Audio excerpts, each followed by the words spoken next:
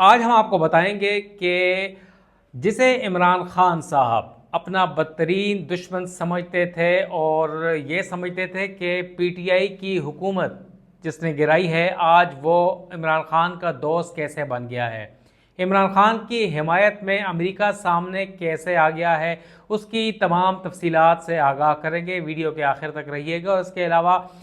पाकिस्तान का क्या रिस्पॉन्स रहा है, दोनों ममालिक के दरमियान इमरान खान के इशू पर हालात इस वक्त कशीदा दिखाई देते हैं। गुज़िश्ता रोज़ ऐवान नुमाइंदगान के 60 से ज़ायद अरकान ने अमरीकी सदर जो बाइडन को एक ख़त लिखा है और उसमें ज़ोर दिया गया है जो बाइडन के ऊपर को वो पाकिस्तान के ऊपर अपना असरो रसूख इस्तेमाल करें, अमेरिका पाकिस्तान के ऊपर ज़ोर दे, प्रेशराइज करे, दबाव डाले कि इमरान खान को फिल फौर रिहा किया जाए। उस ख़त में ये वाज़ेह किया गया है, जो कि अमेरिकी सदर को लिखा गया है, कि पाकिस्तान में इंसानी हुकूक की संगीन खिलाफ वर्जियाँ हो रही हैं और जो बाइडन को कहा गया है 60 से ज़्यादा अरकान ने कि पाकिस्तान के साथ ये मामला उठाएं कि इमरान खान समेत जितनी भी जबरी कैदोबंद की सहूबतें बर्दाश्त कर रहे हैं उनको रिहा किया जाए। ख़त में लिखा गया है कि पाकिस्तान में इंसानी हुकूक की खिलाफ वर्जियों के अलावा जो सियासी कैदी हैं और दीगर कैदी हैं, बिलखुसूस इमरान खान, वो अडियाला जेल में गुज़िश्ता 1.5 साल से कैद हैं, मगर उनको रिहा नहीं किया जा रहा और पाकिस्तान की जो रियासत है उनके ख़िलाफ़ केसेस पर केसेस बनाई जा रही है। उस हवाले से ये ख़त जो है काफ़ी अहमियत का हामिल है। पाकिस्तान ने इस बारे में क्या कहा उसके बारे में भी आपको बताएंगे, मगर जो अमरीकी कांग्रेसमैन हैं उन्होंने सदर जो बाइडन से दरख्वास्त की है कि पाकिस्तान में जो अमरीकी सफारत खाना है उनके जो सफारतकार हैं उनको इमरान खान से मिलने के लिए हुक्म दिया जाए और हुकूमत पाकिस्तान से दरख्वास्त की जाए कि इमरान खान के साथ अमरीकी जो सफारतकार हैं उनके साथ मुलाकात करवाई जाए ताकि असल सूरत हाल का पता चल सके। अमरीकी ऐवान नुमाइंदगान के मेंबरान ने तशवीश ज़ाहिर की है कि इमरान खान की तबीयत और सेहत ठीक नहीं, उन को वो सहूलियात जेल में नहीं दी जा रही जो कि देनी चाहिए थी या जिनके इमरान खान हकदार हैं। आपको पता होगा कि साइफ़र का जो मामला आया था, इमरान खान साहब की जब हुकूमत थी और उन्होंने एक साइफ़र लहराया था कि ये एक अमेरिका की तरफ से आया है और उनकी हुकूमत गिराई जा रही है और सबको याद होगा कि अदम एतमाद की तहरीक लाई गई थी और फिर इमरान खान की हुकूमत फ़ारिग हो गई थी और उस साइफ़र के नतीजे में शाह महमूद कुरैशी उस वक्त के वज़ीर ख़ारजा और इमरान खान वो इस वक्त कैद काट रहे हैं, सज़ा काट रहे हैं और उसके ऊपर तो हम बाकी तफसीलात में नहीं जाएंगे। मगर अब ऐवान नुमाइंदगान के जो अरकान हैं उन्होंने अमेरिका में जो पाकिस्तान की कम्युनिटी है या प्रो इमरान जो कम्युनिटी है और पूरी दुनिया में एक इंटरनेशनल कम्युनिटी के ऊपर ज़ोर दिया है कांग्रेसमैन ने कि वो इमरान खान की यकजहती के लिए, इमरान खान का साथ देने के लिए वो बाहर निकलें और हुकूमत पाकिस्तान के ऊपर ज़ोर डालें और इमरान खान की जल्द रिहाई के लिए इसके ऊपर कोशिशें तेज़ की जाएं। लिहाजा सबको याद होगा कि फरवरी 8 के इलेक्शन के बाद 30 से ज़ायद अरकान कांग्रेस ने जो बाइडन को इसी हवाले से ख़त लिखा था कि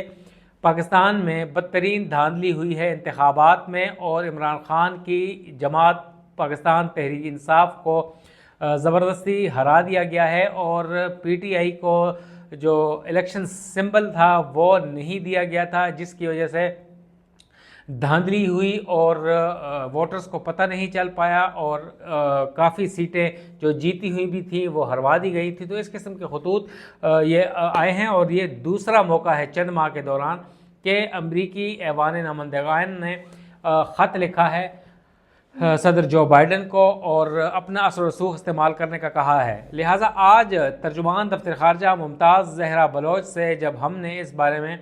पूछा ब्रीफिंग के दौरान, तो उन्होंने इस बात का नोटिस लेते हुए यकसर इस किस्म के बयानात और खतूत को मुस्तरद कर दिया है। उनका कहना था कि पाकिस्तान में इंसानी हुकूक की खिलाफ वर्जी नहीं हो रही, बल्कि अमेरिका और कांग्रेसमैन को चाहिए कि वो